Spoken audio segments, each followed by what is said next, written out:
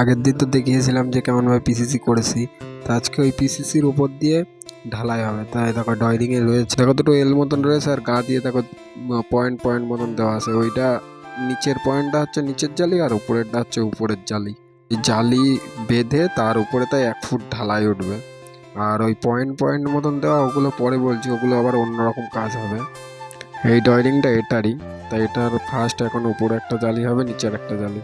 তার জন্য রড মাপ দিয়ে ঠিক করে কাটছি। যে যারা যারা শাটারিংয়ের কাজ করে তারা তো জানোই, রাজমিস্ত্রি কাজে হয়তো ভুল হলেও ঠিক করা যায়, কিন্তু শাটারিং কাজে 1 ইঞ্চি ভুল হয়ে গেলেও প্রবলেম এতে।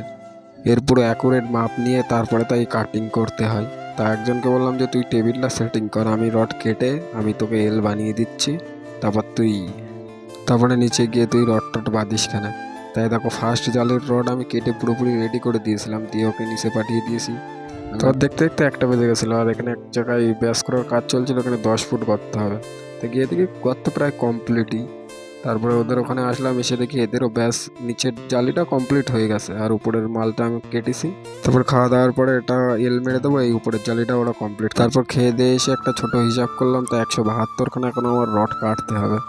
তো দেখি এটা কটা কাটতে পারি হাফ বেলার। তারপরে 2 ব্যান্ডেল মতন রড সোজা করে নিয়েছিলাম, নেওয়ার পরে হিসাব করে 172টা তখন কাটতে হবে।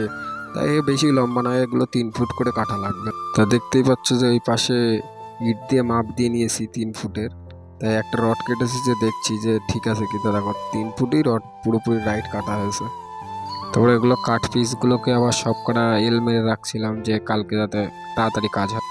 তারপর দেখতে দেখতে 6টা বেজে গেল। তো নিচের আর উপরের জালি ওদের কমপ্লিট, আর উপরে কিছু মাল কাটা রয়েছে, ওগুলো হাফ বেলার মধ্যে এই এল আর ওগুলো দিয়ে হাফ বেলার মধ্যে করলে কমপ্লিট হয়ে যাবে।